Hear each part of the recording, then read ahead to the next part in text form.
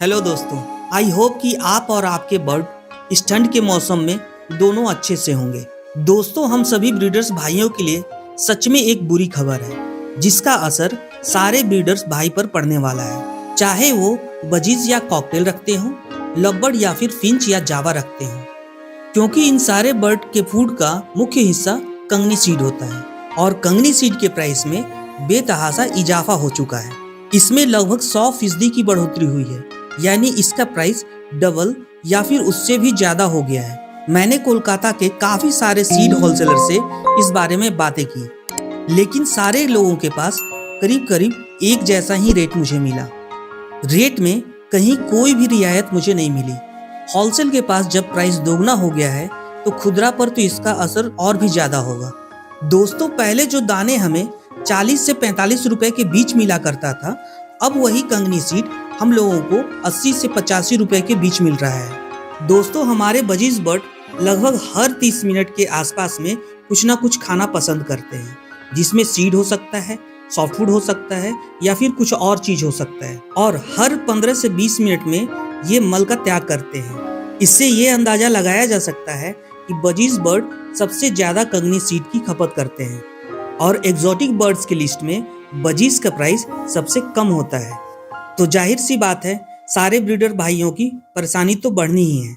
अब मसला ये है कि सीड का प्राइस डबल हो जाने से बजीज के प्राइस में तो इजाफा तुरंत में नहीं हो सकता, या ये भी हो सकता है कि कंगनी सीड की कीमत वापस से वहीं आ जाए, जैसा हमारे इंडिया में प्याज और टमाटर के साथ हो रहा है। दोस्तों, कंगनी सीड के रेट में बढ़ोतरी के पीछे की वजह भी जानने की मैंने कोशिश की कि अचानक से आखिर कंगनी सीड के प्राइस में इतना इजाफा क्यों हो गया। कोलकाता के एक होलसेलर भाई ने कहा कि रसिया और यूक्रेन के बीच युद्ध होने की वजह से वहां इसे एक्सपोर्ट किया जा रहा है। अब इसके पीछे की सच्चाई तो हम में से किसी को भी नहीं पता। दूसरे होलसेलर भाई ने कहा कि इस साल कंगनी सीड की पैदावार काफी कम हुई है। खैर दोस्तों, बात चाहे जो भी हो, हमें अपने कॉस्ट को तो बैलेंस करना ही होगा।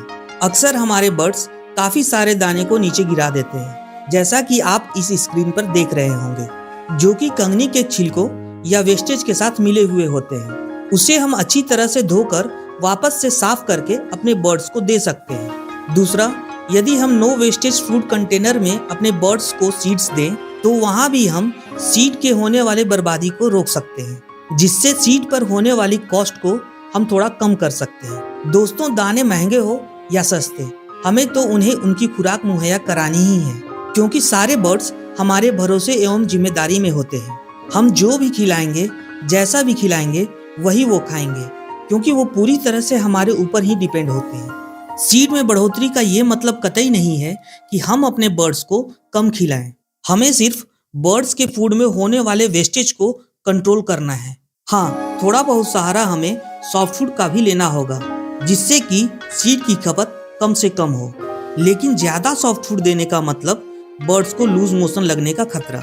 सॉफ्टवुड हमारे बर्ड्स को कब और किस मात्रा में देना है, इसका ज्ञान होना बहुत जरूरी है, इसलिए उसे भी आप थोड़ा बैलेंस करके ही दें। दोस्तों, जो लोग शौक के तौर पर 2-4 पेयर रखते हैं, उन पर तो इसका कोई खास असर नहीं पड़ने वाला, लेकिन जिनके पास 100-200 पेयर है, उनके लिए तो थोड़ी मुश्किल बढ़ गई है, जहां हम अपनी समझदारी दिखाकर सीड के कॉस्ट को कंट्रोल कर सकते हैं। वैसे ज्यादा परेशान होने की बात नहीं है दोस्तों, क्योंकि कोई ना कोई समाधान जल्द ही निकल आएगा।